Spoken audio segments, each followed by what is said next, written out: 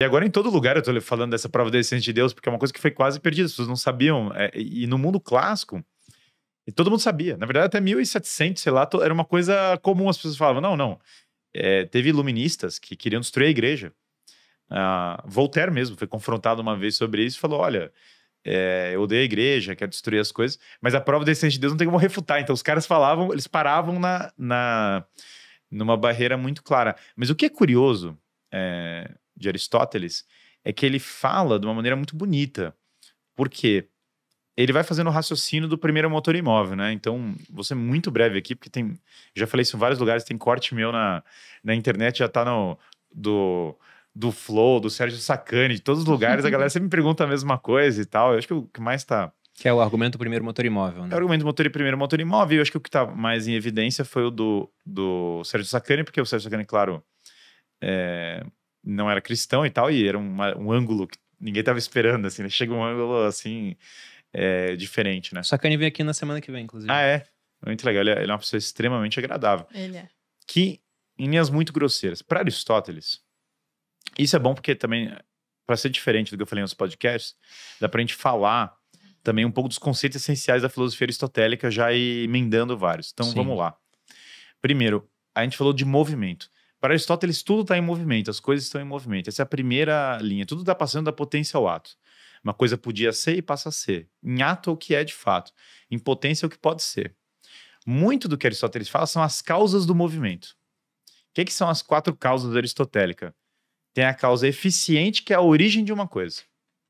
Então, por exemplo, eu coloquei a xícara aqui. Eu sou a origem desse movimento. Eu iniciei o movimento. Tem a causa formal. A causa formal é o que faz a coisa ser o que ela é. Então, por exemplo...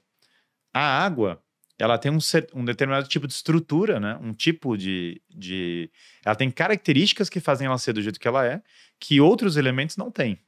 E se eu encontrar água em outro lugar, eu nunca reconheci aquilo ali, eu olho e falo, é água.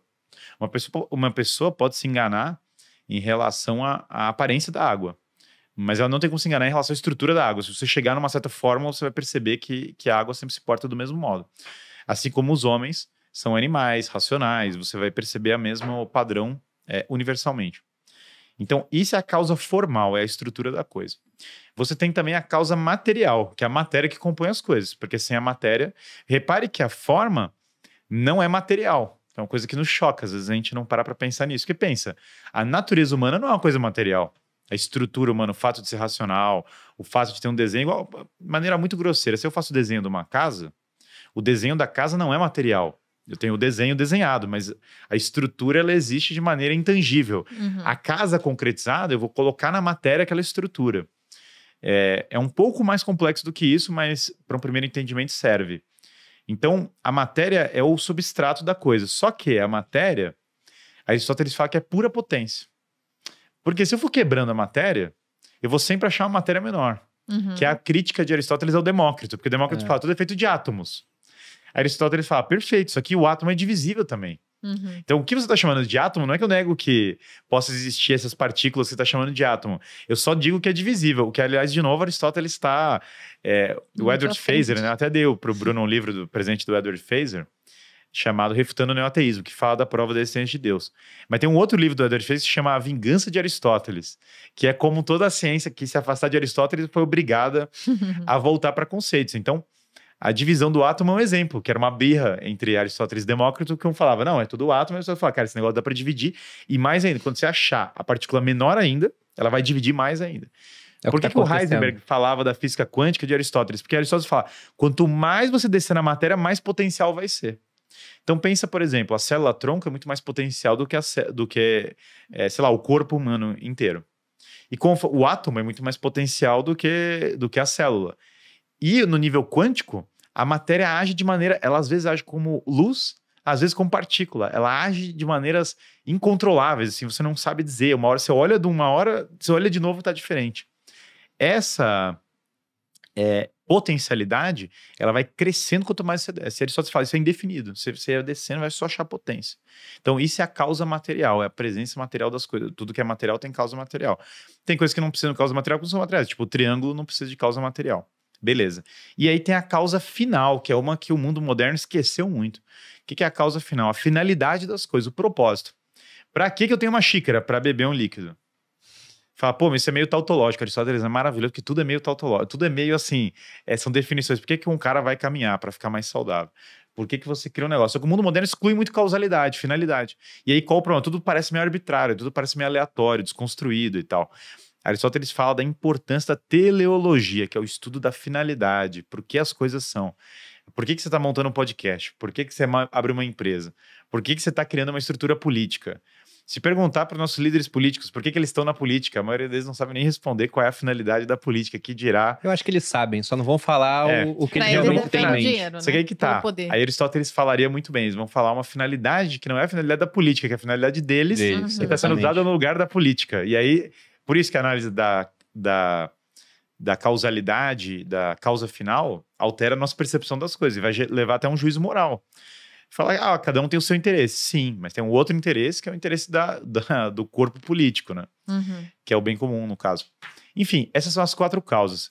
Repara que tudo nessa causalidade, você pode analisar tudo que existe no planeta a partir disso.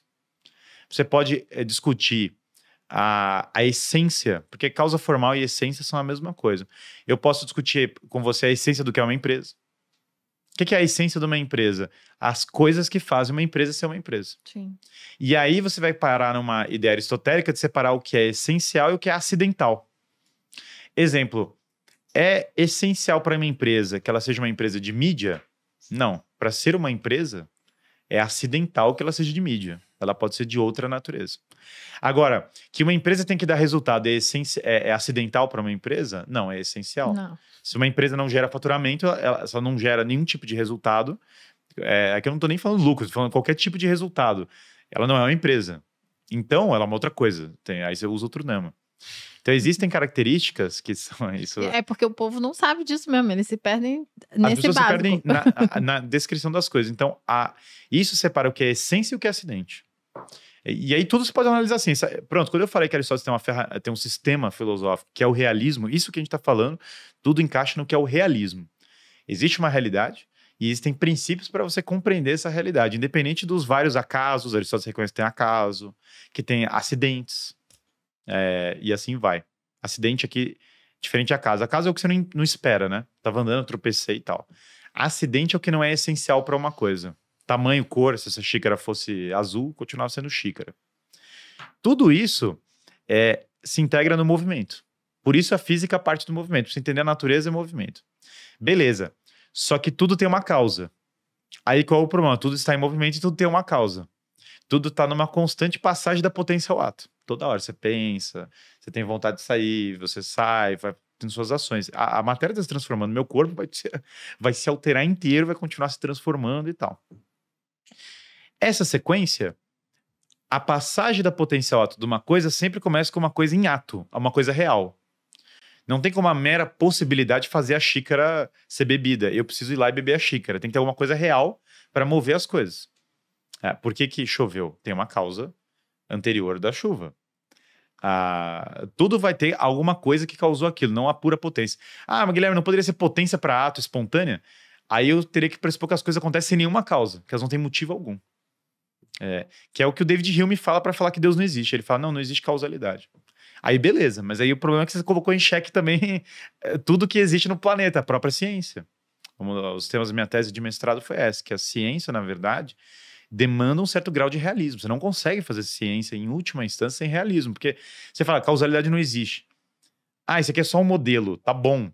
Mas quais são as leis por trás do modelo? Esse modelo tá atuando em quê? E aí você vai tendo que voltar para a realidade. Então, tem que ter uma coisa em ato anterior. Então você tem uma sequência de A, P, A.